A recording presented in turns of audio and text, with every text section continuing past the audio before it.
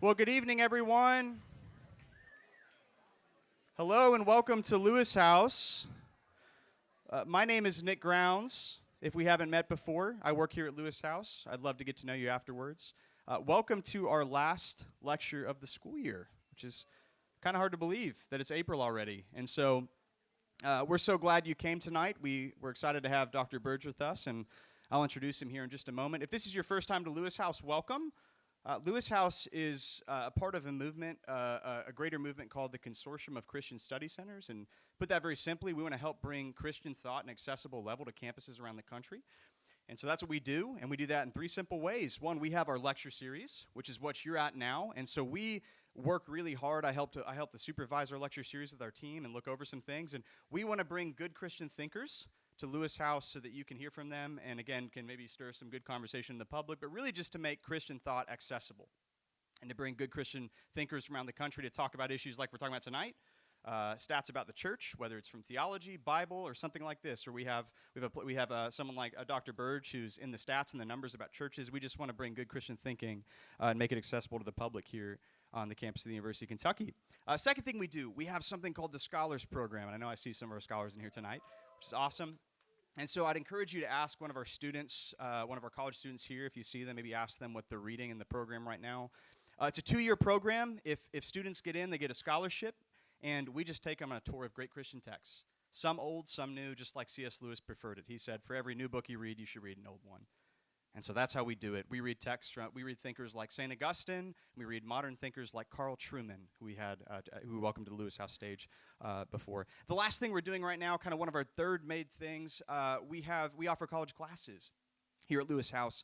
So this upcoming fall, we actually have 2 courses. So one is going to be taught by my friend back here in the corner with the tie, Derek King. He's going to be teaching. Yes. So Dr. King is going to be teaching basic Christian doctrine here at Lewis House. Dr. King has his background in theology, and this is a wonderful class.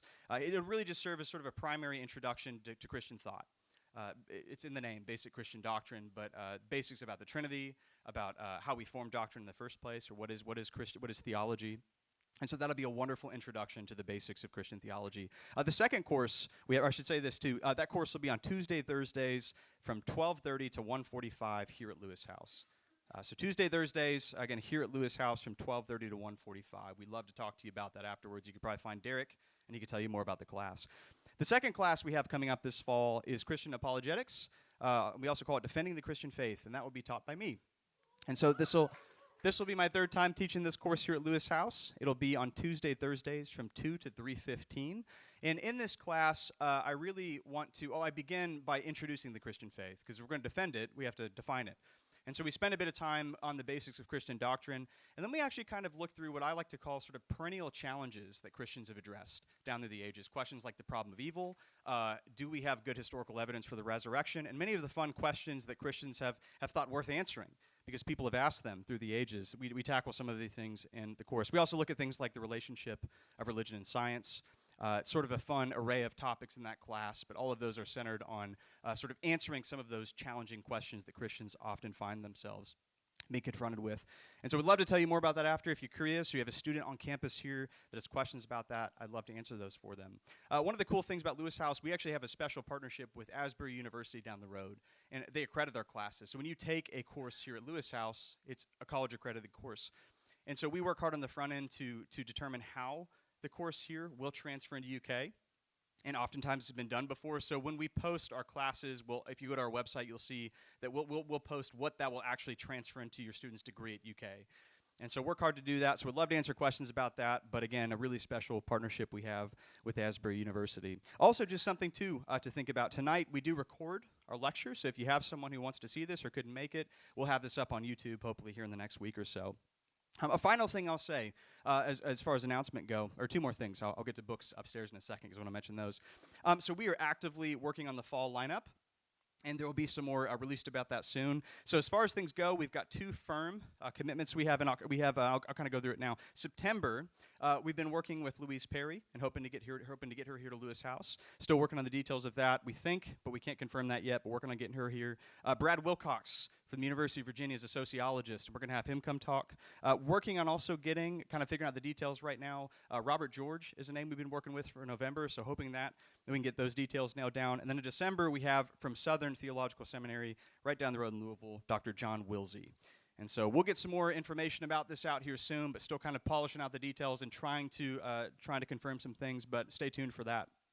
Lastly, books for sale upstairs. We do have a few things. A few items. We have The Great Dechurching, which is by multiple authors. We thought that was relevant for tonight's lecture. We also have 2 of Dr. Burge's books. We have The Vanishing Church. We also have 20 Myths About Religion and Politics in America. So after the lecture, head upstairs. Our bookstore's up there. I think my friend Ava, she's up there now. If she's not down there she is in the back. She'll be at the bookstore. So go see Ava. She can help you get a book if you'd like one. Now, to the main event for the night. Let me introduce our speaker. Dr. Ryan Burge is a professor of practice at the John C. Danforth Center on Religion and Politics at Washington University in St. Louis. He's a political scientist, statistician, and former pastor, specializing in tracing trends in American religion. He's authored several books, the most recent of which is titled Vanishing Church: How the Hollowing Out of Moderate Congregations is Hurting Democracy, Faith, and Us. Again, it's available upstairs in the bookstore. Dr. Burge currently lives in St. Louis with his wife, Jacqueline, and their 2 sons. Lewis House, would you join me in welcoming Dr. Burge to the stage?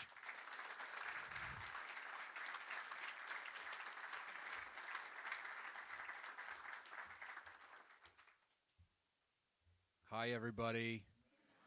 Do you like graphs? Why else would you be here, really, huh?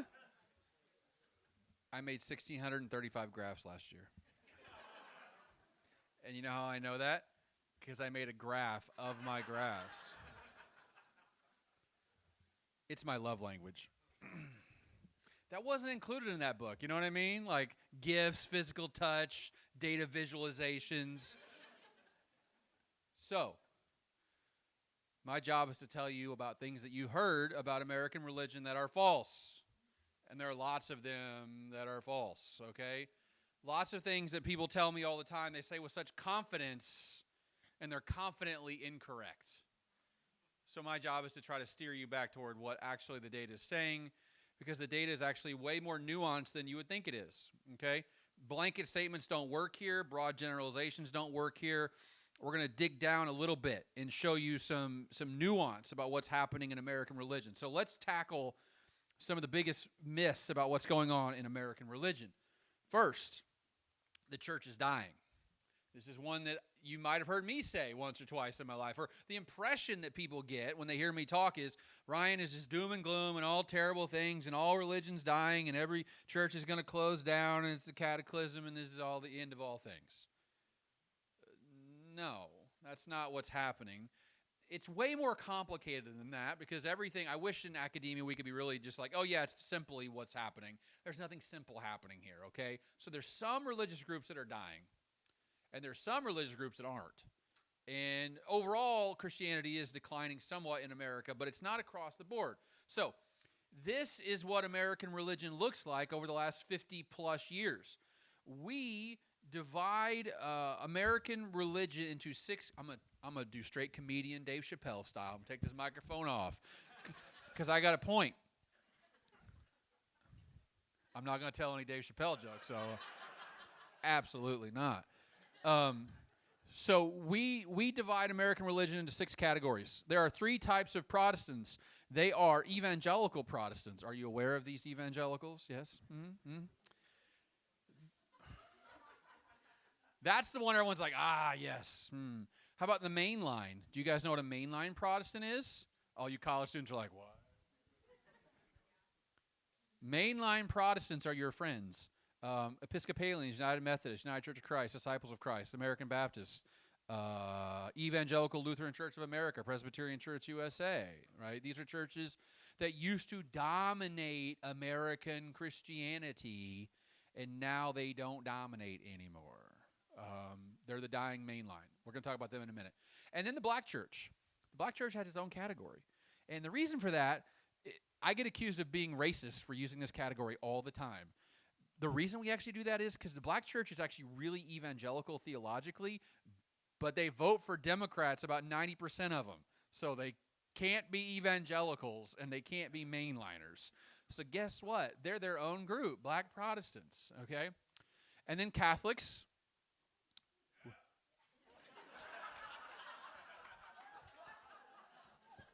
Notice the main line, no one went, yeah! Episcopalians, woo! For the record, my wife is Catholic. Both my oldest son was confirmed in the Catholic Church about 6 weeks ago, and I get accused of being anti-Catholic every day on social media. When in reality, I go to Mass more than the average Catholic does. That's cute.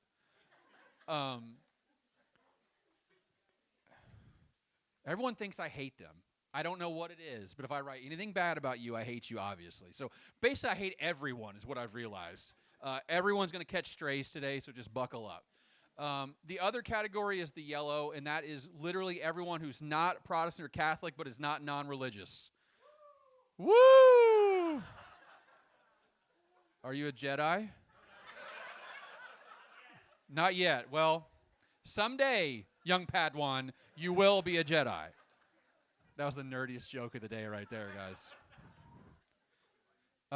So that group includes groups like Muslims, Hindus, Buddhists, Jews, Wiccans, the other category, which is fun. Let me tell you, not fun at all. You look in that other category in religion, you get things like ancient alien theorist. What do you do with that? The one I think about every night when I go to bed is this guy who said, I'm an atheist, but my wife's Episcopalian, I go to church with her. What do I do with that? Because in one way you're an atheist, but in another way you're absolutely not an atheist. So I don't know what to do with those people. They're the yellow right here. None of those groups by themselves are large enough to be their own category. And then the nuns, which are that orange category. I wrote maybe several books about this. They've gotten very large over the last couple of years and continuing to grow. So, our good friends, the evangelicals. Woo. Thank you. I want to give when you're talking in some, you don't want to give a call and response, but okay. Evangelicals. I grew up evangelical, Southern Baptist. I love this graph because this graph is like one of those ink blot tests psychiatrists used to give you back. Like, what do you see here? I see a dog. Oh, you're definitely depressed then because it's not a dog. We have to put you on pills now. So everyone sees something different in this graph, which is what's great about data visualization. Okay? There are two things that are true about this graph at the same time. One is that the share of Americans evangelicals dropped about 10 points since 1993. Down. But you know what the other thing about this graph is? There's actually more evangelicals in America today than there were 50 years ago. Right? And both those things are true, but if I show my atheist friend, they love the first point. And if I show my evangelical friends, they love the second point. There are more evangelicals in America today than there were 50 years ago. What about religions dying? You got to be more specific, okay? Because evangelicalism is actually doing fairly good, really, considering the alternative, which I want to show you in just a minute.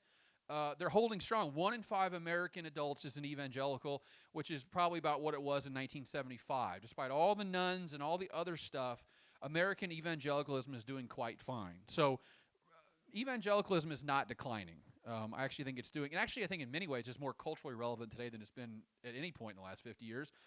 Because the alternatives are getting worse, smaller in size. So, why are evangelicals not declining?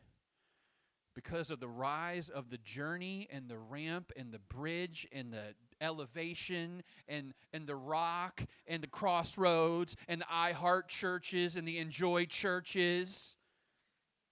Those names are all real, by the way. I did not make up a single one of those names. Enjoy Church TV.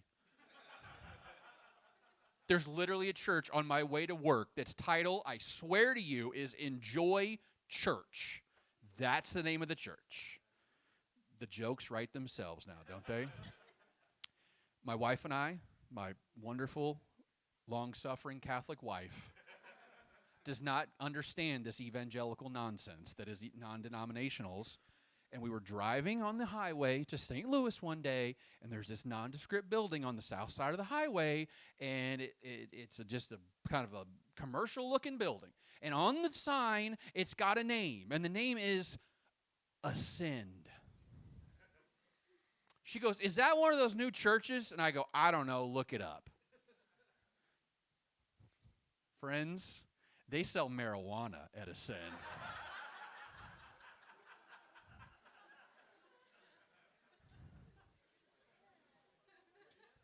Can you blame her, really? And now, when you drive by that church, you know what it says on the sign? Ascend Dispensary.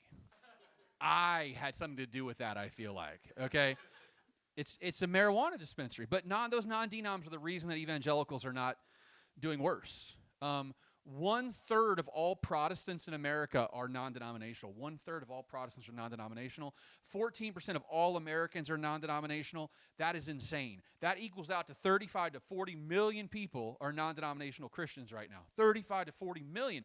You know what the largest Protestant denomination in America is?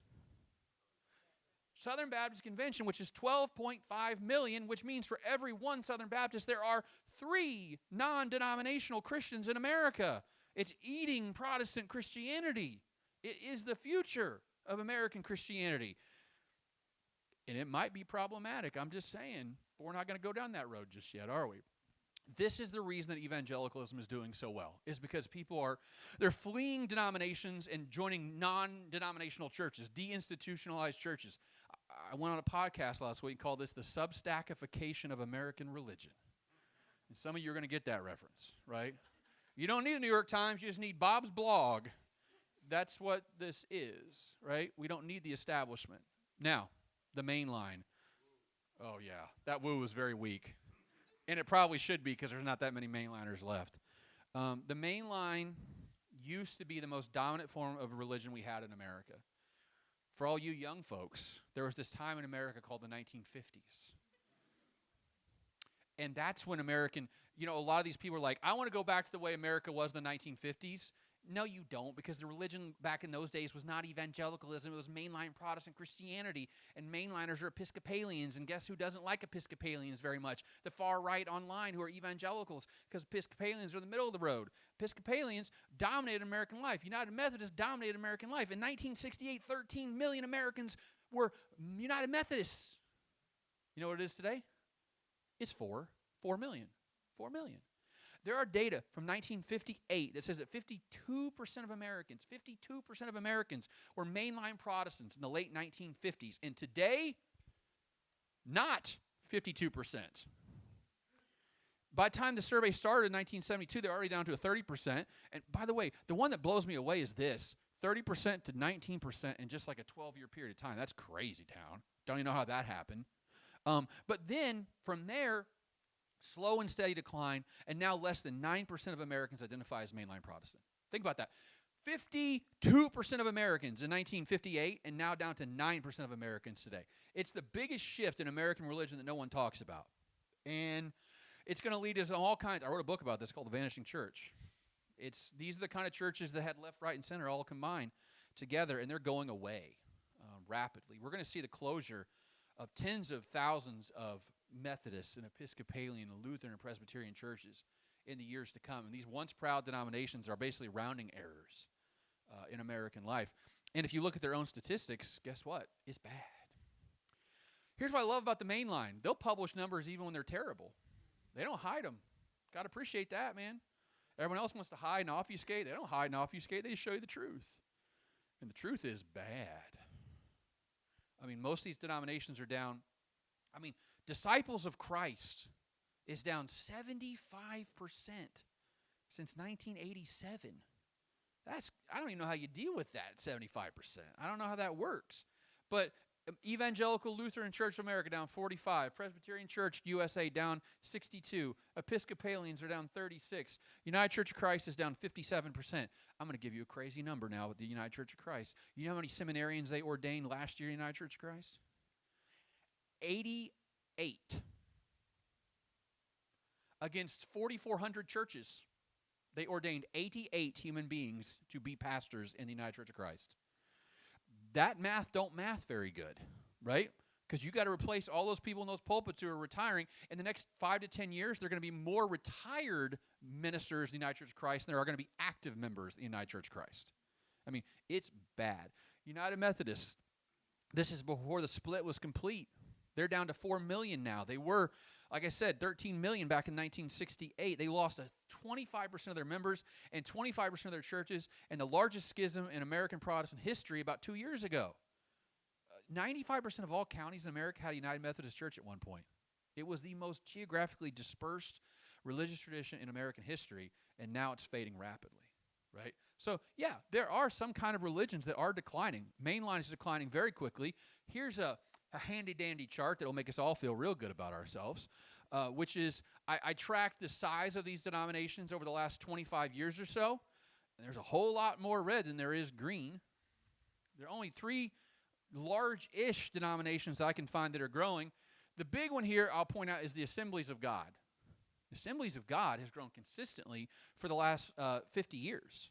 They had 1.25 million in 1968. Today they're about 3 million people and consistently growing. They're the only large denomination in America that's still growing. The only one. PCA, Presbyterian Church of America. Any PCA? Oh, I knew I was going to get a yeah from that. You guys love me, man. Let me say some. Record this and put it on Twitter, okay? And then they'll all retweet it. PCA has grown very nicely, but you ready for the dirty secret of PCA? Y'all ain't that big. 400,000. 400,000. Which ain't nothing, don't get me wrong, but 400,000 in the Southern Baptist Convention lost that many people in 1 year a couple years ago. Okay, so that puts that in perspective, right? 400,000. And the last one is the Anglican Church. Anybody ACNA here? Are you really ACNA? Wow, there's like 7 of you in America. Congratulations. I found one right there. 125,000 ACNAs. Oh, you know all of them, right? You got them all in like a yearbook you hand out and you sign it at the conference and all that stuff? Yeah. ACNA is 125,000 people, which is what the Southern Baptist Convention lost in like 4 months in 2022. So the ones that are growing aren't that big, and the ones that are declining are huge, right? So the losses and the gains are not equaling out to zero. The losses are way higher than zero. So, have you heard this one? Are you aware of this one? This is one I get asked about probably every day, it feels like, on social media. I was told there's a revival in America. No, probably not. Okay? So, here's why. Okay, the nuns went from 5% of America in 1972 to 6% of America in 1991. Ooh, nothing big there. But then they rose from that level to 28% by 2021. Now, it has turned down a little bit here. See that right there, okay? Now, I want you to keep that in your mind, that little downturn right there. We got to think about this in context. The nuns rose exponentially, and then they sort of plateaued and maybe even turned around a little bit. And this is the hottest data off the press. This is from like 2 weeks ago. You're getting the scoopity scoop here, okay? You guys don't understand the excitement that goes through my body when that new data hits that website. I'd like running home, blowing red lights, don't care about those kids. Just get right to that computer and get to that code. Let's go. The people need me, okay? My people need me. That's only an exaggeration by a little bit. I'm not going to lie. Like just a little bit of an exaggeration. So what you can see here is there's 3 types of non-religious people. Atheists in the blue, agnostics in the red, nothing in particular in the yellow. Most nuns are not atheists, okay? And they're not agnostics either. This is a perception that's driven by I don't know what.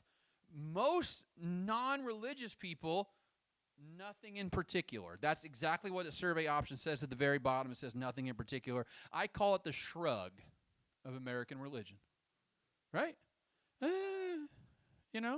Meh. It's the meh. I'm not Protestant or Catholic or Jewish, but I'm also not atheist either. Like I quit. No thank you. I don't want any of that. That, about 1 in 5 Americans fits in that category. That's more than Catholics, by the way. That's a lot of people. And by the way, young people, guess what? Your most popular response option on surveys about this is, my religion's nothing in particular. 1 in 3 18 to 22-year-olds picks nothing in particular, right? But you can see here, look, what's happened to the atheist number? It's the same today as it was 10 years ago. Ooh, those scary atheists. Ooh. Agnostics are about the same size, nothing in particular. And you see how it went up and then peaked and then kind of went down here? So there is some evidence here that the nuns peaked about 2 or 3 years ago and have declined just slightly in the last couple of years. Is that a revival? Thank you. It's not a revival, okay? So, why is that not a revival? Let's break that down by different generations so we can get a look at what we got going on here. Why is the overall number of nuns going down? It's not because of Gen Z's finding Jesus, because they're basically the same during this time period. It's not because millennials are finding Jesus, because that number is basically the same today as it was 5 years ago. Guess where the drop is coming from? The old boomers. Huge fan of the boomers. My parents are boomers. All millennials. You got millennials in the audience? Are your parents boomers? Of course they are, right? Boomers. We're supposed to replace them in the whole deal. That ain't going to happen, right? Because look at this. They're going down, and then Gen X, this is the joke. No one talks about Gen X. I'll talk about them for 5 seconds so they can feel good about themselves. Yeah, all 7 of you. Okay, woo! Y'all are old. I want you to know that now. This isn't like 1990s anymore, all right? We're not listening to grunge music. You guys are thinking about pensions and retirements right now. And look, you're coming back to church too. Look at that. Went 34, 36, 37, 36, 32, 28. Guess what? It's not a youth revival of American religion. It's old people identifying as religious again, which is kind of good, but kind of bad. Because you know what's going to happen in the future? Old people are going to die. I always try to find like a nice, like polite way of saying, I used to say, they'll meet their heavenly reward. We're not going to do that here today. Y'all are going to die. We're all going to die. And by the way, can I just point something out? When these people die, who's going to replace them in the sample? Gen Z. Is Gen Z as religious as boomers are? No. This is called generational replacement. Old people die and are replaced by younger people. Are younger people as religious as older people are? No, they're not. Which means the aggregate number of nuns in America is going to have to rise because younger people are less religious than older people.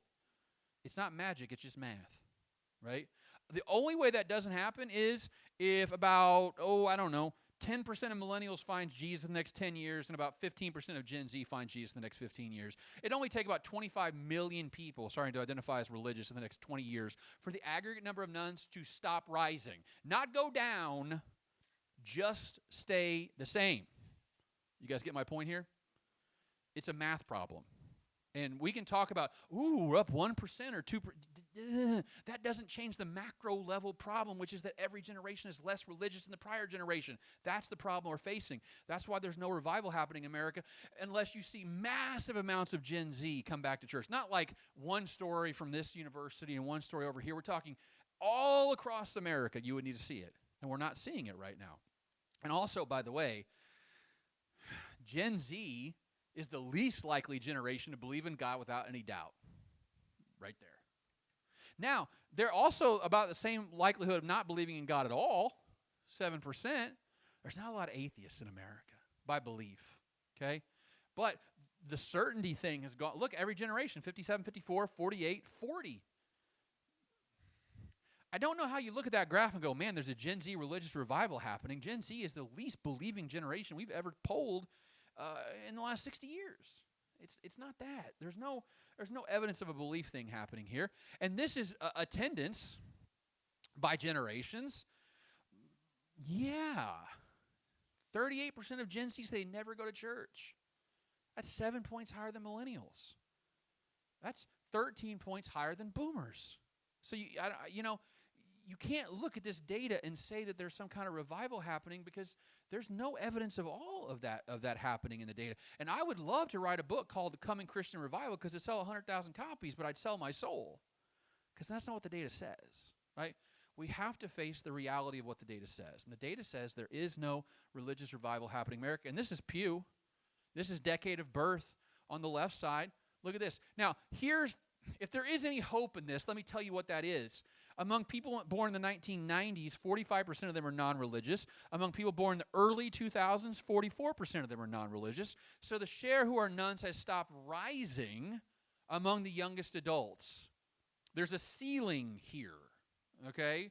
Around 45% is as high as we get, and we're not going to go far above that. I've never seen a single poll that shows the nuns among Gen Z above 45, 46%. We're not going to see a generation where a majority are non-religious. But it's going to be 45%, maybe a little bit higher than that. It's probably not going to get to 50%. Everybody with me? You have to look at the data in totality. And this is just making it plain in one graph. These people are almost all gone now. These people will be gone in the next 20 years, and these are the people that will replace them. That's just as simple as the math gets. Unless these people drop down to 30% nuns, the aggregate number of nuns is going to have to rise. That's how math works. How did America become less white? Because younger generations are less white, and they're replacing older generations. It's not nefarious. It's just how societies change. So can we just do a little math problem? You guys good at math, right? You guys all love math? Yes? Yes? Yes, we love math. 25% of Americans say they go to church every week. We can talk about the dubiousness of that number because it's almost certainly an overstatement, but whatever. Let's go with it, okay? 25%. Let's say a massive revival hits America and church attendance rises by a massive 3 percentage points. That's a joke. 3% is nothing. But it would be statistically significant. Okay, so 3%. You know how many 3% of Americans, what's 3% of Americans in terms of numbers? Anybody know? 11 to 12 million people, right? 11 to 12 million people out of a country of 340 million people. You know how many churches there are in America? About 300,000-ish, maybe a little bit higher. You know what the average church size is in America right now? 70. So, if we have 12 million divided by 300,000, how many is that per church? About 40. So, that means every 70-person church would have to become a 110-person church in order for us to see a 3 percentage point increase in attendance. You see how the math works now? So, if there was a massive revival, which would have to be like 10 percentage points, right? Like at least, that's 30 million people coming to church. That means every church in America would add on average 100 new people today they didn't have a year ago. Would you need me to tell you there was a revival happening in America with a line graph if that was actually happening? You would see it, you would feel it, you would know it. It would be unavoidable in every aspect of your life. Yes, there are some churches that added 2,000 people last year. You know how many there are in America that added 2,000 people last year? About 5. The average church is 70. You know how many it added last year? None. It's probably slightly smaller this year than last year. So you see the difference between talking about revival as an abstract concept and talking about revival as a real mathematical reality? That's why I get really upset, because it's vibes. It's all vibes. It's not math. And, for every person who talks, I see a picture, there's people in line outside this church, and I'm like, let me go take a picture of the church down the road that has 30 people in a 300-person sanctuary, because that's what's happening. But you know what the media is not going to report on? Hey, church was 70 people a year ago, still 70 people, right? Because that's not exciting. So you see what's happening here. It's sort of skewing our reality of what's actually happening on the ground. And boomers. Boomers. I talked about this a little bit earlier with the folks at dinner. We don't fully understand how bad it's going to be when these boomers die. I mean, it's going to be bad. Because all my generation is going to get all your inherited wealth, and we're going to blow it on dumb stuff for sure. Like mortgages and paying off our student loans. Risque. Vegas, here we come. Boomers are running American religion in a way that I don't think many people fully understand. Hey, fun game, guys. Go in front of your church on Sunday and ask all the boomers to raise their hand. Oh, it's going to get bad. And by the way, boomers are 60 to 80 years old right now, which means in 20 years, most of them will either be dead or not being able to go to church that much. And who's going to replace them? Yeah, all 7 of you.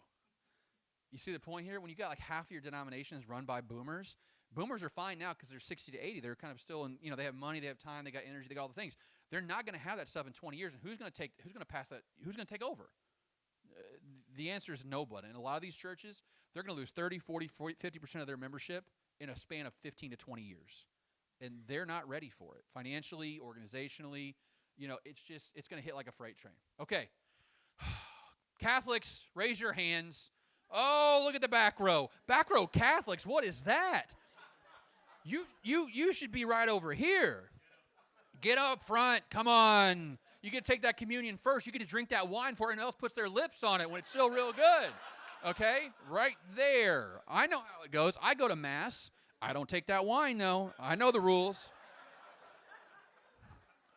I cross those arms, boy. I do this. And then one guy wanted to give me the wafer, and I was like, no, Protestant. And he's like, oh, no, I'm Protestant. I'm like, hey, man, we're all good here. I say the creed just like you do. We're all rocking here. They love me. I love them. I love to watch them take communion, though, because everyone does it different. In Protestants, we all just take it the same. You know what I mean? You get a little cup with a little rippy thing on the top and all that. You guys know what I'm talking about. The little rippy thing, and the bread's like 3 years old, and it tastes terrible, and the wine's like, it almost is fermented, guys. Oh, you might have touched alcohol to your lips in a Baptist church. But the Catholics, I mean, I do love the Catholic Church. I really do. I just love it. And the problem with the Catholic Church, though, is they're facing these sort of historical, structural problems that are going to be hard for them to overcome. First off, the data is very clear. The share of Americans who are Catholic has gone down. There's no data source I've ever looked at that says the share of Americans who are Catholic has gone up. It's just gone down. Now, it was stable for a pretty long period of time, relatively stable, 25, 27%, but you can see it right around 2010. Every survey I've ever looked at shows a little decline here, okay? And that decline is somewhere between 5-6 percentage points. So you can't make the claim that, Catholics are surging in America, at least not in a way that we can see on surveys. And if you look at other metrics, and I always the Catholic Church is really good about tracking other stuff, not just like members, but communions and baptisms and things like that. The share of Americans, infant baptisms in the Catholic Church has dropped by 2/3 since the 1960s. I mean, that's a hard problem to overcome, because that's the start of the funnel. You guys get what I'm saying here, right? Like, that's the first stage in the stages of becoming Catholic. You got to have that baptism, and they're not baptizing. In First Communion, confirmations are 500,000. First Communions have dropped from 850,000 down to 537. These are their own numbers, okay? All the other ancillary metrics say the Catholic Church is really struggling. Now, there was this one survey that I put out, because I am not a very smart man, that showed that Catholicism had surged among America's youth. But that looks like an outlier now. And really, overall, I just don't see a whole lot here that says that young people are surging back into Catholicism. It might be 18 to 20%, although the survey estimates are a little noisy the last couple years. And here's the bigger problem the Catholic Church faces. Catholics are really bad at conversion. Like, empirically speaking, are really bad at conversion. 1 in 20 Catholics is a convert to Catholicism. 95% of Catholics were born into the faith. I mean, you got to have inflows, right? You can't just keep people in the faith, and you got to convert new people. That's one of the reasons evangelicalism has stayed relatively good, right? When we saw it's still 20%, because they're converting people into the faith. Catholicism, just mathematically speaking, is really bad at conversion. Only 1.7% of Americans are converts to Catholicism, and 20% are cradle Catholics, meaning they were born into the faith. People like J.D. Vance, they're a little weird, statistically speaking. That's not a normative statement either. Don't even say Dr. Burge said anything about J.D. Vance. Statistically speaking, it's weird. They're a weird group of people. There's actually as many Jews in America as there are converts to the Catholic Church. I mean, it's just not. That is a real structural problem, because now you have to offset all your losses some other way. And the only other way is to have kids and keep them in the church. And guess what? They're not doing a particularly good job of that either. No one's doing a particularly good job of that either. But about 2/3 of Catholic kids stay Catholic into adulthood, which means that 1/3 leave. So if you have 3 kids, only 2 of them are going to stick around. So it's an inflow-outflow problem with the American Catholic Church. And this is switching. Okay? So these, for instance, this square here in the 1970s, 90% of people who were raised Protestant stay Protestant as adults. Okay, that was in the 70s. Among Catholics, it was 84% of people raised Catholic stay Catholic. Those are good retention rates. 90%, 85%, I would take that any day of the week. But look at the nuns, by the way. Only 34% of them stayed non-religious into adulthood, and a majority of them became Protestants into adulthood. So the Protestants are picking up a lot of these non-religious converts. But look what's happened in the last data here. In the last couple years, now Protestant retention has dropped down to 73%. Catholic retention, 63% now. So it means, like I just said, about 1/3 of people raised Catholic will leave the Catholic Church. And by the way, notice something really interesting. This is the share of Catholics who become Protestant, and this is the opposite. Only 3% of Protestants become Catholic, but 12% of Catholics become Protestant. You hear all these anecdotal stories of like, oh, my church, my Catholic church is full of Protestant converts. Guess what the data says? That's not what happens. There's a whole lot more converts from Catholicism to Protestantism than Protestant to the Catholic Church. They're having a real inflow problem. And I'll point one more thing out here real quick. Look at no religion retention. It's now gone from 34% to 71%.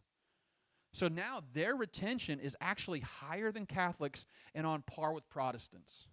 So the nuns are stickier now. They're not leaving non-religion. It used to be that most nuns left and became religious, and now most nuns, born nuns, stay nuns into adulthood. So it's actually getting harder to convert people because that nun identity is becoming more crystallized, right? So that's difficult for every religious group, not just Catholics, but also Protestants as well. The total addressable market is getting smaller. As the nuns have risen, it's getting smaller. So that's a tough thing to overcome. And this is the long-term trend in what's going on in the Catholic Church. This comes from CARA, that's their official database. They had 174,000 new people receiving the church in 2000, and next year it'll probably be about 125,000, which is up from the COVID lows, but guess what? It's still way down from their highs in the 2000s. So it's two things are true at once. Yes, there has been a rebound in Catholic converts. There's no doubt about that. But against historical baselines, they're still way down from where they were 25 years ago. Both those things can be true at the same time. And I will say this, if anyone says our numbers are up X percentage from 2020, you can automatically disregard the next thing they say. Right? Because 2020 is no baseline to use for anything at all about anything at all, period. That is not the baseline we need to be looking at. And by the way, I've seen lots of religious groups do that. And it's really unfortunate because I believe that intentionally lying with statistics is a sin. I do. It's bearing false witness. And our job is to tell the truth when it's good, bad, and indifferent. And so anybody who uses 2020 as a baseline is trying to deceive you. You know, whether it be Protestant, Catholic, Jewish, Muslim, LDS, I don't care. 2020 is no baseline for anything, right? Compare it to 2018. Let's talk about that because that's a realistic baseline of what you were up to. So, ready for me to get preachy? The Dave Chappelle portion of this talk is over now. Here comes the Billy Graham. One time, I was watching Billy Graham with my dad because we were Southern Baptists and, what else are you going to do? And he goes, Ryan, we don't have a pope, but that's as close as we're going to get.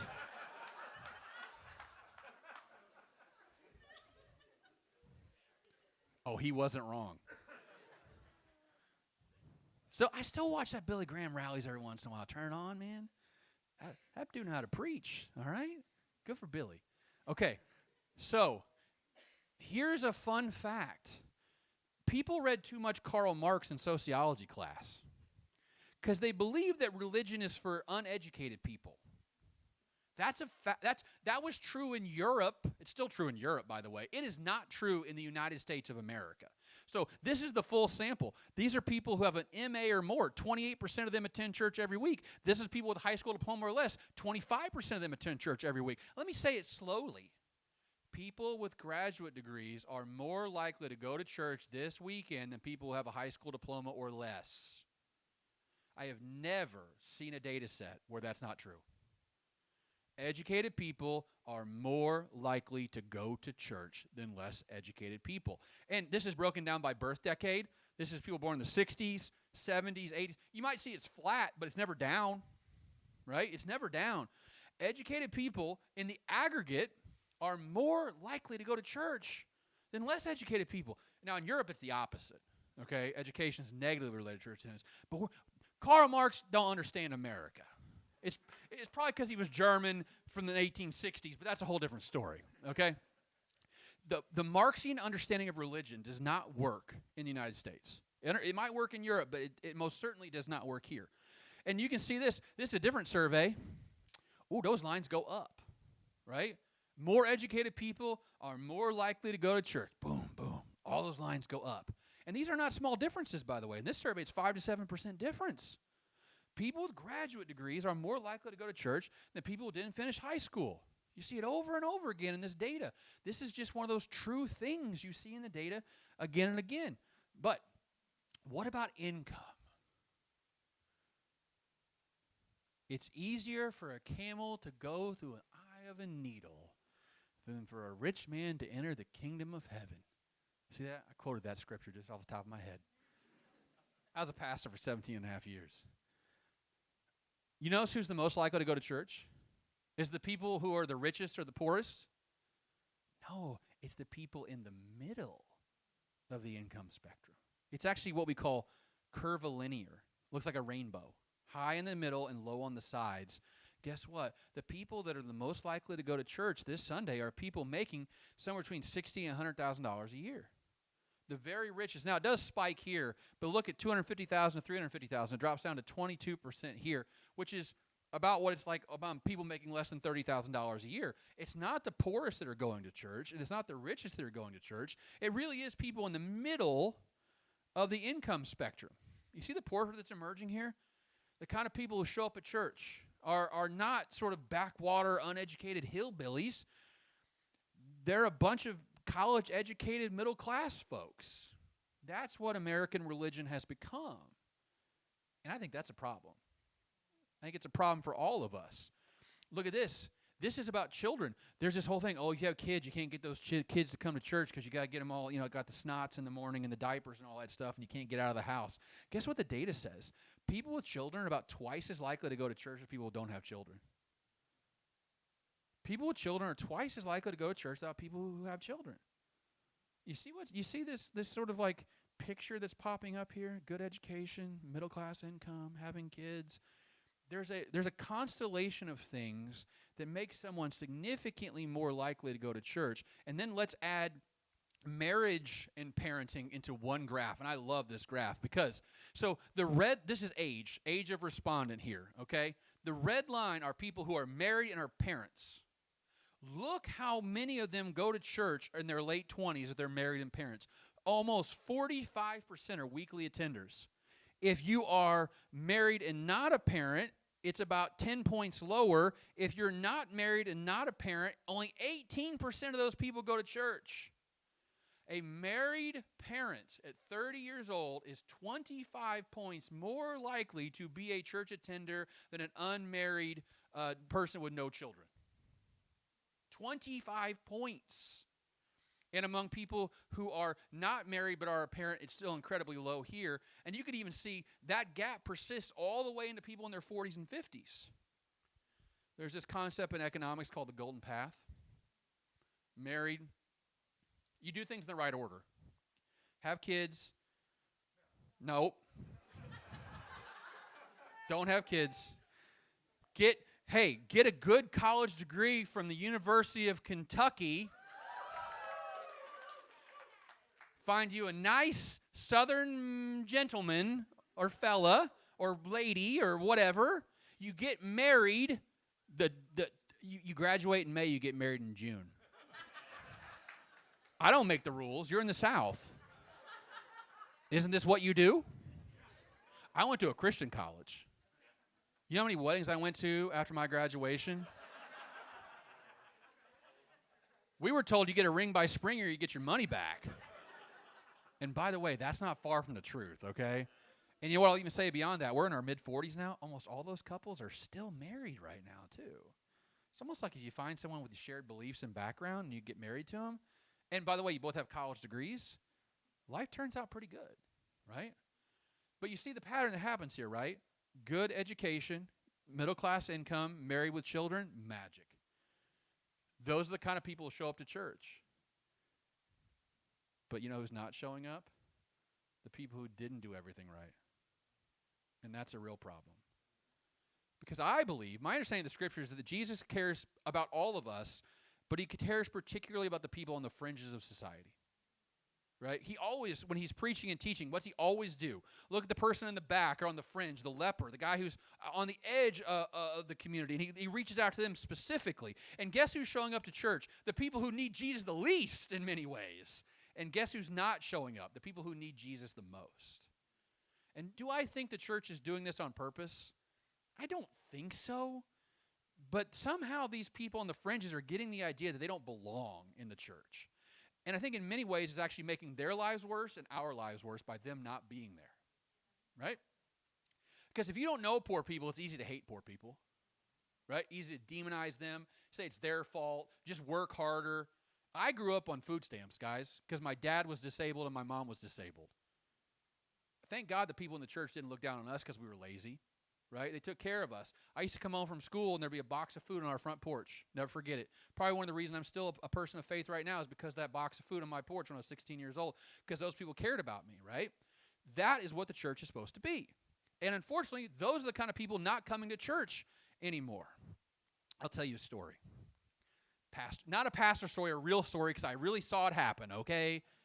I was in college and I went to a liturgical church. Are you guys aware of this thing called liturgy? You low church evangelicals. We don't even call it communion. It's the Lord's Supper. We don't even call it communion. So we did this thing called prayers of the people. Are you aware of this prayers of the people thing? So we got there late because we were college kids, and that's what happens. So we sat in the second to the back row because we're polite college kids. We don't sit in the very back row. After we sat down, this young couple comes in and sits down behind us, okay? Younger than me, and I was like 21 at the time. It was a man, a woman, and this baby. She had a baby on her hip. And they sit down behind us. We do the whole service, you know, all the singing and all the responsive reading. And we get to the prayers of the people time. You guys know what that is. That's where the pastor says, well, pray for the country and pray for the leaders and all this. And then he opens it up to the congregation. And in a smaller church, it works really good. Because then you can say, well, please pray for my Aunt Betty. She's got cancer. And then the pastor will say, Lord, in your mercy. And the congregation will say, oh, you good mainline and Catholics, I love you guys. I love that part. I love it because in that moment, it feels like all these people who don't know you are pulling for you. How many times do you get that in your life? I mean, you got it in T-ball when you were, got a hit and everyone clapped for you. But post T-ball, you don't get a whole lot of that in your life. And for that moment, you feel like that congregation is just, they're pulling for you, right? So, pray for Aunt Betty. She got cancer. Pray for us. We're going to Florida. Traveling mercies, the things evangelicals say, traveling mercies. You guys know what I'm talking about. Traveling mercies. Say that to my atheist friends. They look at me like, what are you talking about? Traveling mercies. Well, so we get to the end of the prayers of the people time, and this kid behind me pipes up, and he goes, could you all pray for me? I lost my job, and I don't know if I can afford the rent at the end of the month. It got as quiet then as it is right now. Just like that. And, of course, the pastor's got to say, Lord, in your mercy. And we all said, prayer, right? So we go on with the rest of the service because in liturgical services, you do what the service book tells you to do. That 8-minute homily, which God intended. Right? The Pope said it. 4 minutes is all you get. 4 minutes. Evangelicals take that. And we got the service over with, okay? And as soon as that service was done, you know what happened? An old guy in the front beelines to that dude in the back right behind me and says, son, I own the lumber yard in town, and if you need a job, I can give you a job tomorrow. The Lord works in mysterious ways, doesn't he now? It's almost like if you are training your people to look out for those less fortunate than you, and then a person who's less fortunate speaks a need into that community, they're going to meet the needs of those people. Now, for Christians, we believe that's supernatural. You know what atheists would say? Well, that's just good stuff. We need more stuff like that happening, right? It's not. That's the magic and mystery of what church is. It works in this way. But guess who's not showing up to say that prayer request in the back? The guys like that. And now we're surrounded by people who have. They don't need help. And we need more people in those congregations who need our help. And we need to find ways to get them in that congregation to worship with us and by us and beside us. And not because we just want to give them so much stuff, but because they're a valuable member of the community and they're a human being born in the image and likeness of God. Right? And they all matter. And this is the thing I worry about the most is the church has become a place where polite people who've done polite things get to hang out and everyone else is falling behind. It's actually hurting us economically too, I think. It's making income inequality worse between the haves and the have-nots. And we really need to think about that from a sociological perspective. But guess who watches the most online? The less educated people. Look, among people who attend in person, college degrees, slightly more likely than people with a high school diploma or less. But a person with a high school diploma or less is almost twice as likely to watch online as someone with a college degree. Guys, you can't speak your need into the community on a chat box. It don't work the same way. They're withdrawing. And that's bad for us. It's bad for the community. It's bad for American democracy, I believe. Well, I got no more graphs, guys. That was all you get. So if you want to get this presentation, can I just say the QR code's one of the coolest things ever invented in the history of ever? Because I got 3 of them up here. This is the presentation right here. This is Amazon. You guys are aware of this Amazon.com? You buy items there. They come to your house. Buy my book right there. Or upstairs, right? Upstairs. And then if you want to subscribe to my newsletter, you can scan that on the right there and get a big fancy pants discount, 33%, because we're all friends here now. Right? You're all my people. Okay. Nick, are we going to do questions? I'm going to do, excuse me, coming in hot. Going to do a little time of Q&A. So I've got a mic. We are limited to 1 mic tonight. I'm going to do the best I can to get around to you, okay? Just a couple quick comments if you can. If you have a comment, keep it very brief. We would love if you have a question, ask questions, comments, please keep those brief. And we'll get started, probably go for about 20 or 30 minutes or so. So if you raise your hand, I'll come to you. If you could stand as able, that'd be great. Otherwise, I got to tell jokes. Thank you. Have you looked at this data broken down by sacramental versus non-sacramental churches? Because I'm not sure where like the Orthodox are or the LCMS, and we could argue different ways. Yeah, so the problem is on surveys, most of them are not designed for religious purposes, so they're not going to get into the weeds of like, how liturgical is your church kind of thing. I will say liturgical churches are not doing as well as low church churches. We say that with non-denominationals. Like most non-denominationals are as low church as you get, right? They have like very little structure and order.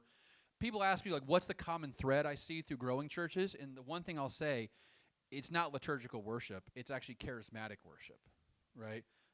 Pentecostalism has really sort of like taken over American Christianity, and not just American Christianity, by the way, world Christianity. If you look at places like Sub-Saharan Africa, Central and South America, there's one thread that runs through growing religion in American Christianity worldwide, it's charismatic worship. And those non-denoms I was talking about, I mean, that's their deal. Elevation worship and Hillsong worship and Bethel worship. Like the worship experience has become the centerpiece of what they do. Really, in a lot of those churches, they only have 2 things: worship music and a sermon. That's it for lots of them. And I try to be not normative in this situation. The proof's in the pudding. They're growing. And it's like at some point, like, do you give people what they want or do you not? Because if you don't give them what they want, guess what? They're not going to show up. So I don't know about liturgy and all those things. I do know that there seems to be a thing where people are drawn to drums and guitars and good, well-produced music. I am not drawn to those things. I will be the first to admit to you, I'm a very mainline Protestant in my orientation. Give me that organ. I love that good organ. You know what I mean? Give me that responsive reading. I like all that stuff. But I know a lot of people I grew up with are going to the hill and the valley and the journey because they like that stuff. So, I don't know what to do with that. I think there are some people drawn to liturgy. I know I certainly am, but that's certainly not the majority. The majority are drawn to much more low church kind of worship for whatever reason. Y'all. I just want to say thank you so much for coming tonight, Dr. Burge. Of course. And I'm sure there's not one solution to this, but you seem to know a lot about it. So what would you say are some Maybe even just like 2 practical ways that we can push back against this and get those people who do need to be in church in church. The first thing I would say is that most non-religious people don't hate religion. Like, I think it's a misnomer, right? And I've actually done a bunch of work on dispelling the myth that, like, even atheists don't hate religion as much as we think they do. It's just the loud people online ruin it forever. You guys know what I'm talking about? The Reddit atheists. Oh, I love those people. You believe in Sky Daddy. I don't need to believe in fairy tales to be a good person. Okay, that's cute. And they believe in astrology and horoscopes right after that, by the way, which is like, are you serious now? But the data says that only about 10% of all non-religious people fall in the category of like the outspoken atheists, like the evangelical atheists is what I call them. They're the ones who are the loudest online. Most people when it comes to religion are just, they're a shrug of the shoulders, okay? And I think coming at them with that posture is so much more helpful than like, don't brace for impact before there's an impact. You guys get what I'm saying here? Don't assume you're going to get yelled at. Most people are generally open to talk. And by the way, I'm going to give you a little sneak peek data point from my book coming out next year. We surveyed 100,000 Americans, okay? We asked them at 0 to 12, how often do you go to church? What kind of church do you go to? What do you believe about God? 13 to 17, 18 to 29, 30 to 44, 45 to 64, and 65 plus. When we looked at people whose attendance went down, the share of who believed in God without a doubt went from 75% to 65%. Most people who stop going to church still believe in God. It's not the belief thing, guys.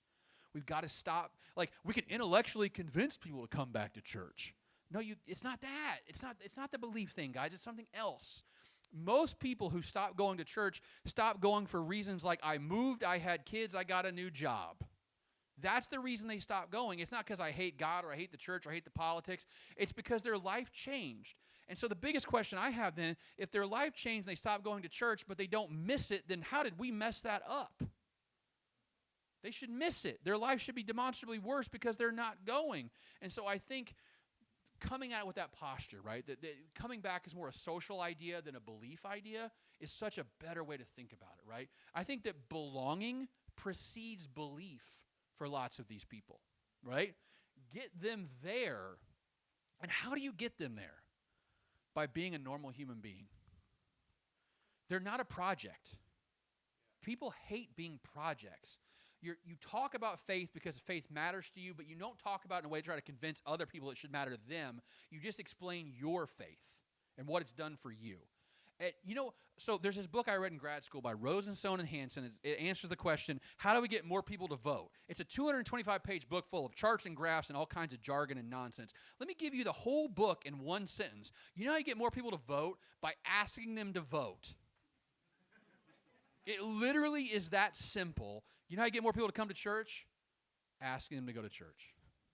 Most people are willing, if they're asked, to go with you at least one time. And then you got to pray to all good and holy things that all your friends in church don't mess it up for you. Some of these churches are so down so bad that if one new person walks in, it's like sharks in the bloody water, man. Let's go. Everyone wants to introduce them. Where are you from? No, I just want to go, man. When my church closed in 2024, I started going to a bunch of different churches. You know what the one I appreciated the most were? The ones who seemed like they cared just this much. I did not want to be assaulted by 12 people on the way out. I wanted 2 people to come and shake my hand and say, hey, what's your name? Ryan, nice to meet you. Glad you're here. That's all I wanted. What I did? I sit in the very back corner on the right by myself. I did not want the welcoming committee to hand me a bag full of stuff. I just wanted to be treated like a human being. That's all I wanted to be, is a human being. And I think that's the way we get past this. Treat people like human beings, not projects. I think the problem with evangelicals is they think everyone's a project.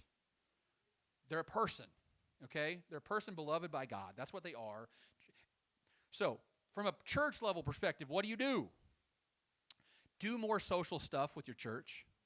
Barbecues, carnivals, back-to-school drives, potlucks. And if you do a barbecue, should you have an evangelist as part of the barbecue menu?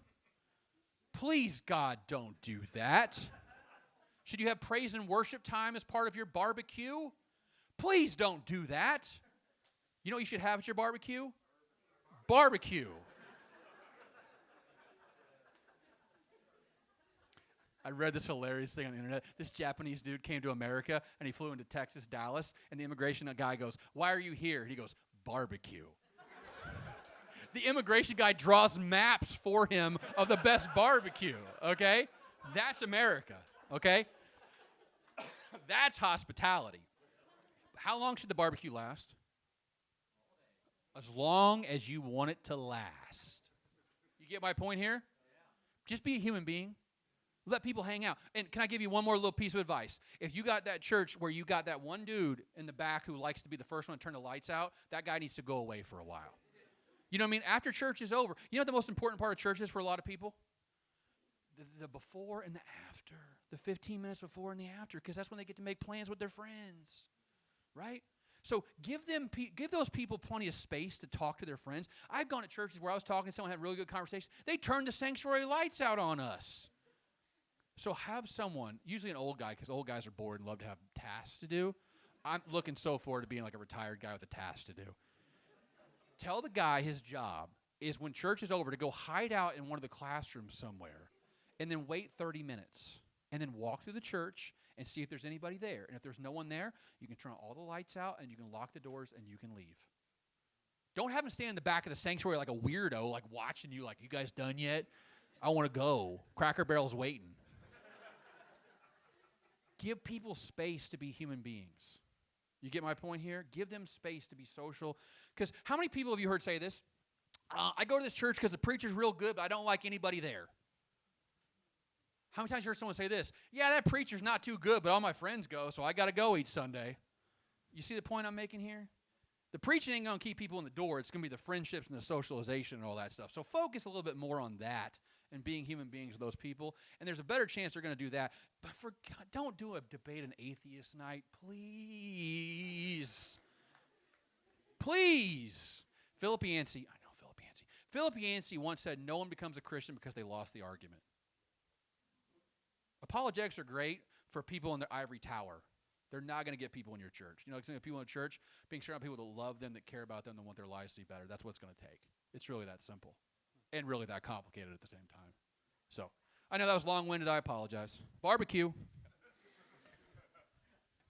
So on your generational analysis, you know, one of the problems with looking at Gen Z is they're all young. Yeah. Right? And Yeah. so that they're hitting that point right now. That's the problem with you guys. You're all young. Well, that's the problem with the analysis. Yeah. So if we were to look at the slopes Yeah. as people age, Yeah. do those slopes look similar? Are they shifting to the right on the graph? Yeah. So there's this old thing that you hear, like people become more religious as they age, right? That doesn't happen.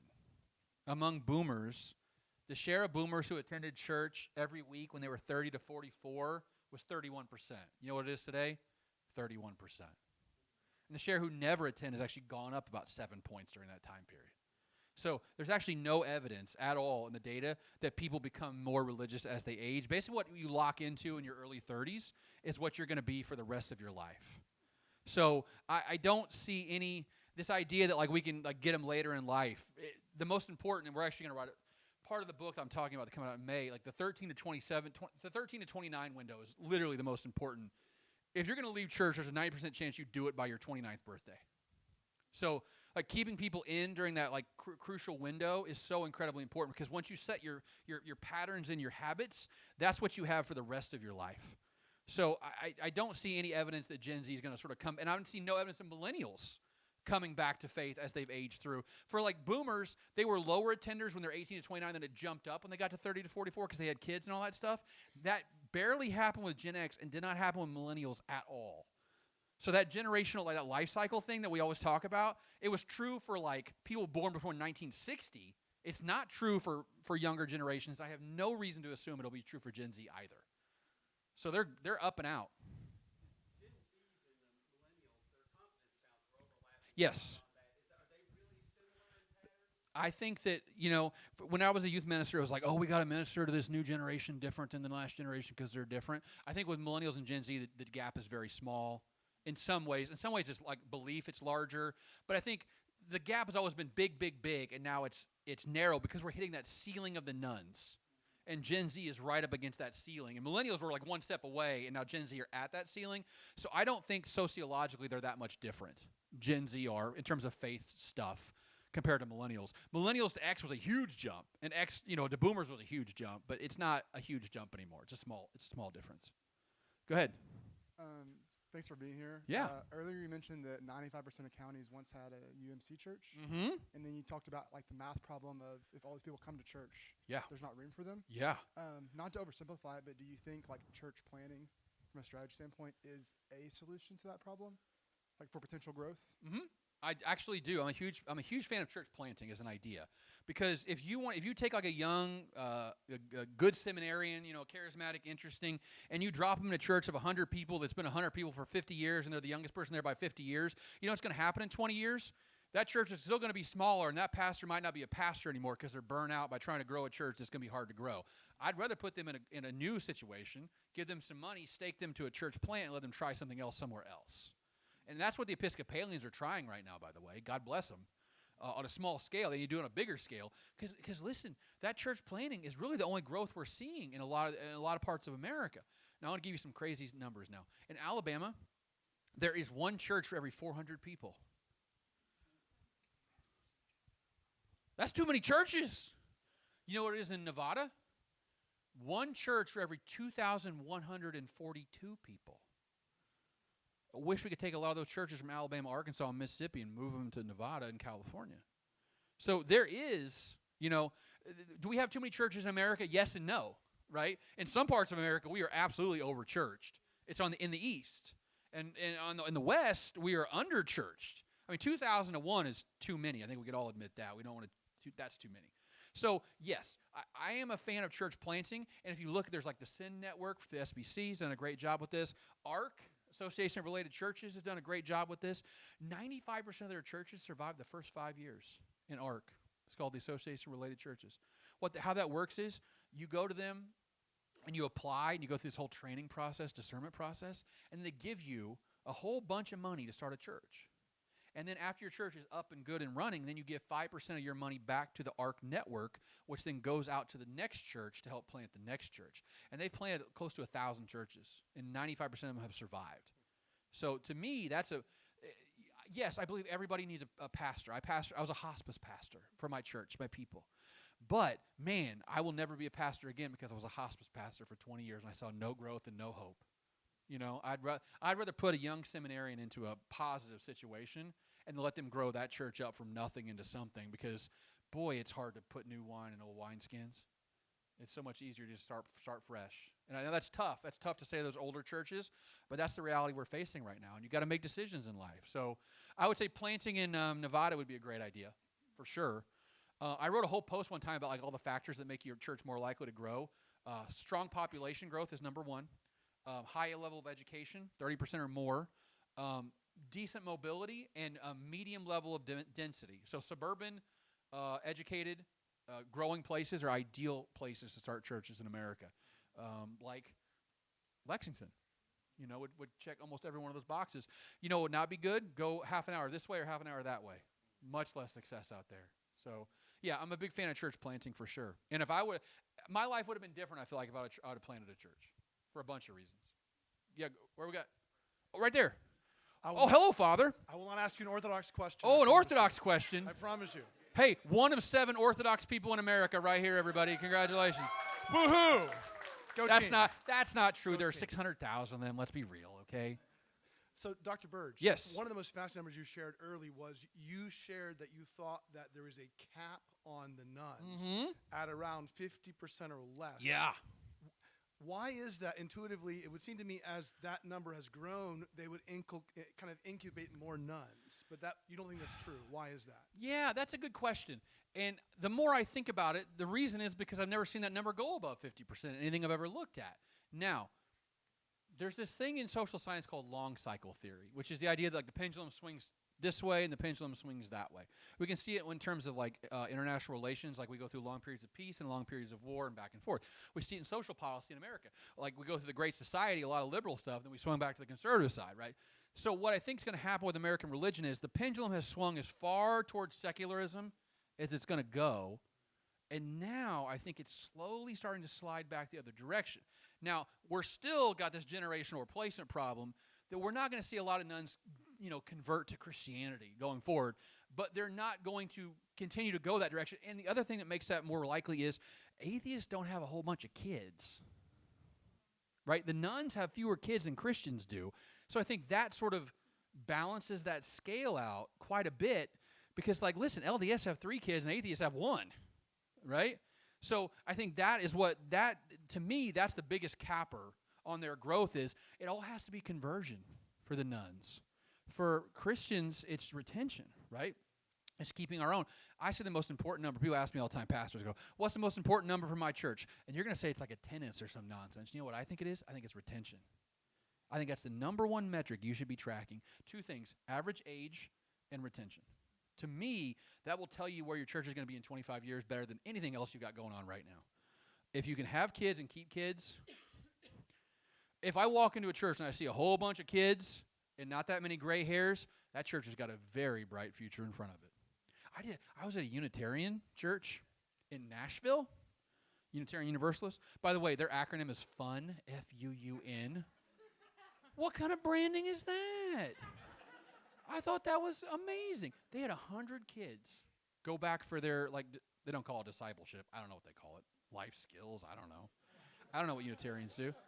But I was like, man, I know about 1,000 Protestant churches that would love to have your deal right now, right? So to me, that's the greatest indicator of all is how full is your Sunday school, how full is your vacation Bible school, how full is your nursery. That's the biggest indicator. And I do think that what's going to happen is retention is actually going to get better because to be a Christian is going to be distinct now in a way that it wasn't 30 years ago, right? You used to be a cultural Christian. You're going to have to be like a real practicing Christian going forward because most Americans, or not, a significant number of Americans won't be Christians, and therefore you really do believe the stuff that you were raised in. Otherwise, you would have left.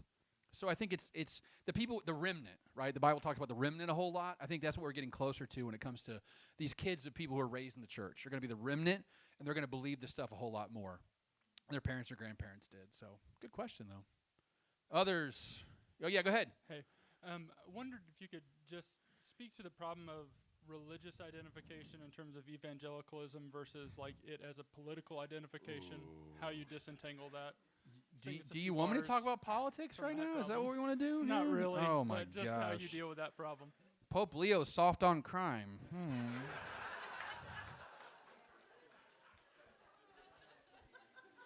He wants Iran to have a nuclear weapon, don't you know? Okay. So, guys, I'm not joking with you. I got asked about that 4 times today by different members of the media just today. And by the way, half of them were not in the United States. Like, Americans are just like numb to all this nonsense now. And Italians are like, oh my goodness. We're used to this crazy. We deal with it all the time. Okay, so evangelicals. I have to admit that evangelicals the polling industry has caused our own problems here. Because I'll give you a story. When I was in undergrad, I went to a school called Greenville College in Greenville, Illinois, and we were talking about, in one meeting, we were talking about ways to market the university. And one of the older professors goes, we should lean into our evangelical identity. And I looked at my classmate and I said, what's an evangelical identity? I grew up Southern Baptist. I did not know what the word evangelical meant. And now it's like you can't escape the word evangelical, right? It's like everywhere. But it's almost always used in a political connotation, right? Not even a religious connotation. So the graphs I showed you today were people who were evangelical based on their affiliation. So they were Southern Baptist, non-denominational Assemblies of God, Lutheran Church, Missouri Synod. That's what evangelical means in that context. But there's another way to do evangelical, which is self-identification, which is like, do you consider yourself a born-again or evangelical Christian or not? Here's a fun fact. Among people who self-identify as evangelical, 16% of them went to church seldom or never in 2008, and now it's 27%. Let me say that again. 27% of self-identified evangelicals go to church less than once a year because they think evangelicalism means I like Donald Trump. And we're actually seeing a growing number of Muslims identify as evangelical, Jews identify as evangelical. I'm not joking, guys. I've written about this before. And for a long time, I thought it was survey error, right? Just like idiots mashing buttons and not knowing what words mean. Which, the average American. Or Donald Trump, idiots mashing buttons. I didn't say that. I did not say that. I vacillate between he's the greatest political tactician of all time or he's just an idiot mashing buttons. And I don't know what we're going to get tomorrow. Maybe he'll go after Billy Graham tomorrow. I don't know. So all that to say is we can predict why people would identify as evangelical, like the Muslims, the Hindus, the Catholics. And the two factors that matter is I go to my house of worship a lot and I'm a conservative. So what evangelicalism is morphed into is not like I believe in the death and resurrection of Jesus Christ. It's I am religious and I'm a conservative. So the word is sort of like broken containment. And my evangelical friends get really mad when I give this talk. Like, no, that's not what evangelical means. You don't own the word, right? I don't own the word. My job is for you, if you say you are something, to figure out why you said that. And the data says that word has been melded into a political thing in Americans' minds, good, bad, or indifferent. And by the way, people go, can we like bring it back, like take it back to like New Coke, man? Like you can't do that. Like it is what it is now. And I'm fine with them calling, like real evangelicals calling themselves something different, but evangelicalism in the average American means something different than what it meant 50 years ago. And it is what it is. And there's no fixing it. I can't fix that. So that's where we are. Dr. Burge, we've got 2 here in this row, and then we'll finish with my friend Gene over there. It's the wall. Thank You 3 left better have some good ones, okay? It's more of a comment. Oh, boy. So I fall in the yellow outliner Yeah. thing. I still go to church, but I'm millennial, not married, no kids, self-employed, so only high school level education. Okay. And while I have been in church my entire life, Okay. kind of reached a point in my early 30s that I was like, I need to decide if I'm just going to church just to go to church. Yep. Or there wasn't a question of God per se, but why I'm at church. Sure. That kind of thing. So one of the things I realized is, and this is definitely coming from a female perspective, is for us outliners that people are wondering how do you get them back in church, is for women at least, not feeling like her only purpose in church is to work at nursery. Ooh. Or Say it with your whole chest right now. I mean, goodness gracious. we're not welcome at your house because you're married and have kids and we don't. Uh-huh. Even though some of my best relationships are with married people who have kids. Yep. Because there's so much benefit that goes both ways in life experience. And there's a lot of things in it, but actually right now, while I am technically still Protestant, I'm actually attending an Orthodox church. Oh. Not his. Oh!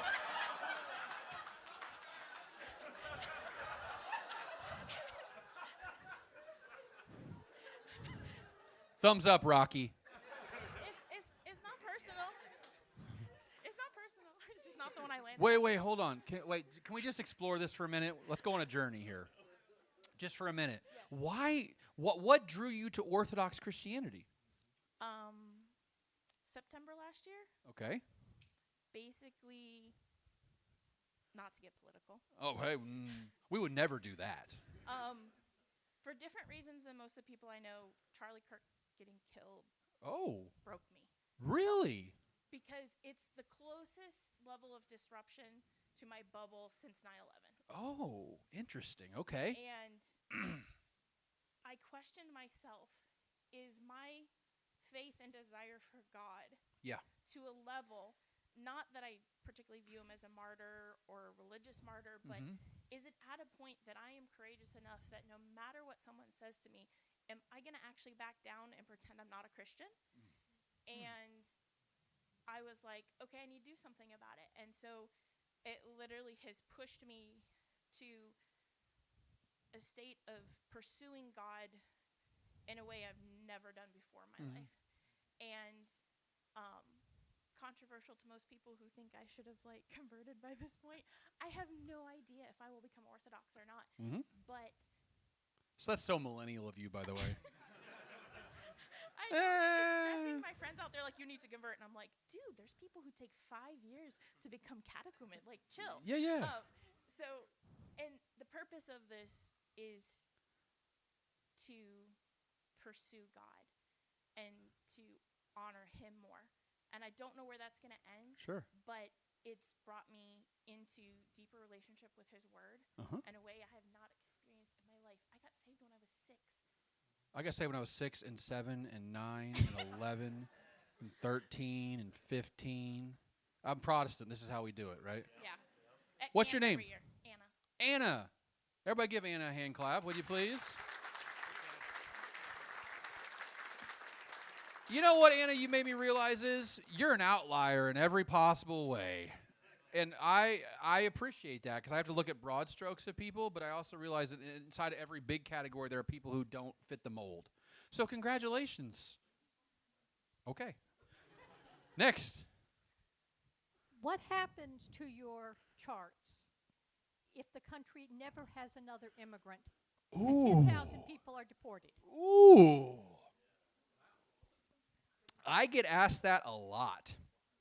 And I actually have written about this a little bit, and I have a post I just wrote a couple weeks ago. And here's the answer. Not much. I know that's not the answer anyone wants to hear either direction, by the way, but like I've looked at the data, and I said, let's take out anyone who's an immigrant from the data and look at the share of Americans who are non-religious. It's 1 percentage point difference. Well, but the problem is when you have children in America, their children want to look like American children. And you know what American children are? Non-religious. Orthodox Christians, right? I love my Orthodox friends. They're great.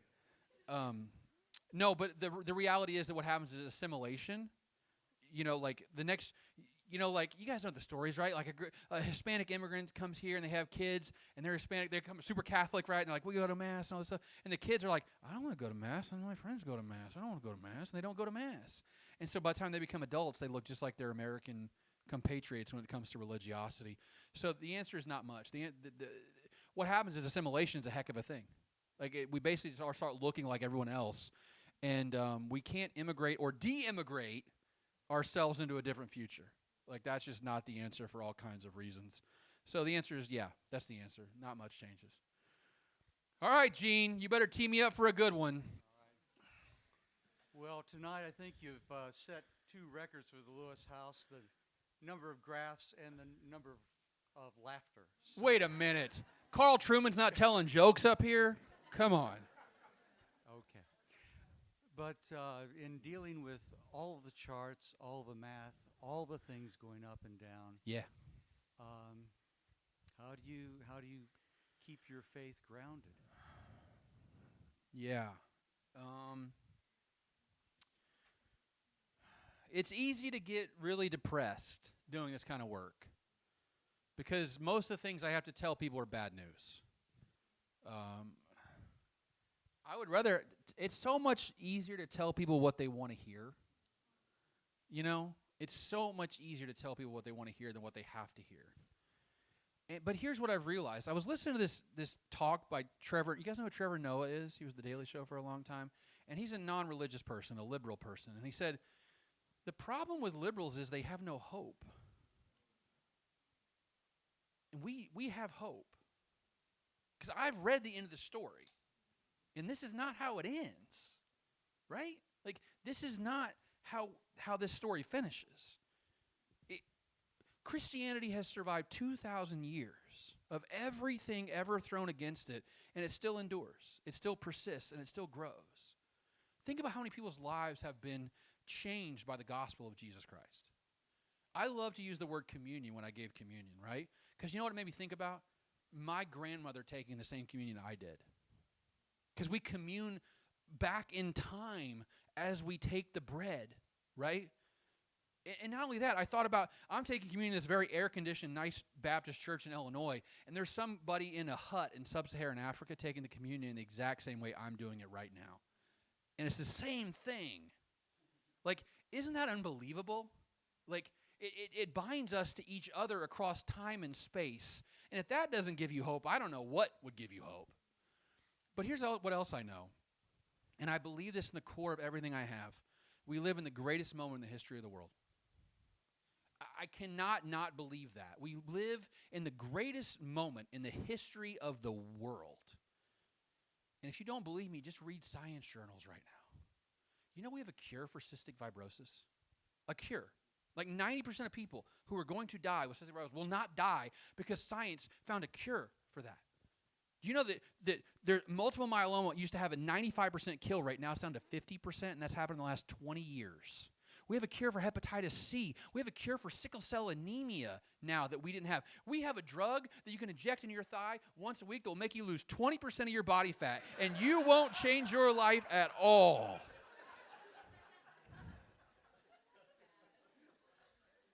What an absolute miracle. Right? Like, how can you look at all the evidence that we face and go, oh, this world is a terrible place. This world's a beautiful place. My little nephew was born with a hole in his heart, and he had a piece of Gore-Tex implanted into his upper 2 chambers when he was 6 weeks old, and now he is 13 years old and 6 feet tall. He would have been dead 50 years ago. How do you look at that and go, oh, the world's a terrible place? The world is a beautiful place. And anyone who tries to tell you that is trying to tell you, they want to make your world worse. They want to drag you into their misery. No, the world is a wonderful place. Louis C.K., who is a problematic comedian, but as my grandfather said, a blind sow finds an acorn from time to time. He once went on Conan O'Brien and goes, I flew here on a plane. And as we were getting on the plane, they said, this is like 15 years ago, we have Wi-Fi on the plane for the very first time. We're trying it out, beta testing it, and you guys get to beta test it. And so as soon as we get in the sky, we'll tell you can open your laptops, you can go on there, and you can surf the internet.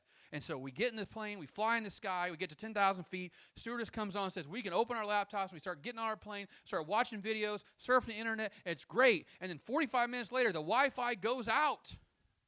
And everyone goes, oh!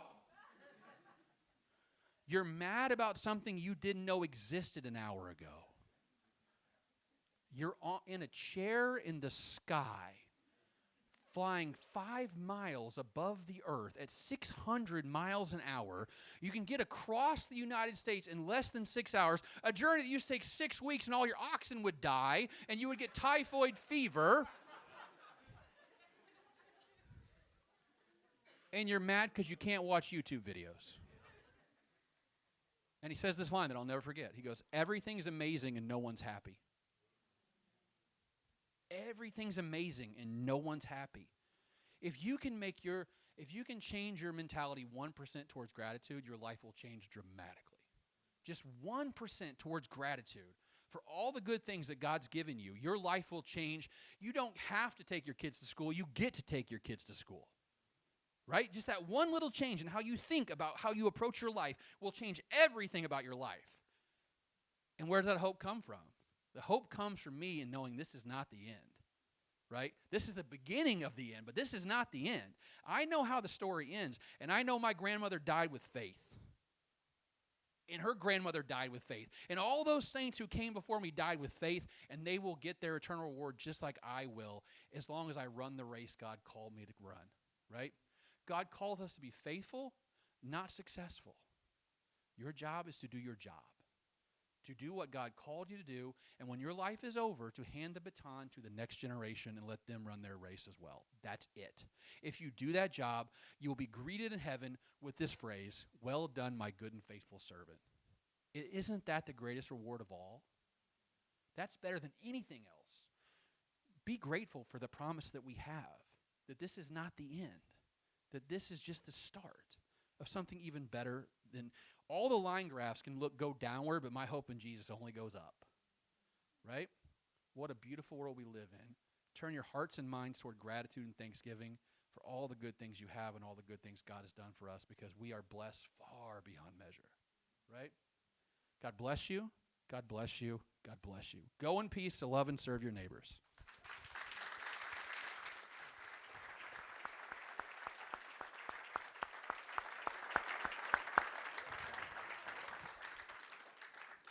Well, folks, thanks again for coming out. Just a couple quick closing announcements. We have refreshments upstairs.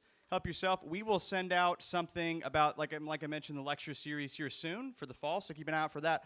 One final thing I'll say, If you've been coming to Lewis House for a while and you'd like to maybe find a way to give back, we'd love to connect you. My friend Gabby's over here. She works in philanthropy here, and she would love to chat with you. So if you'd like to chat with her, come see her. Thank you, folks, so much. Have a great summer.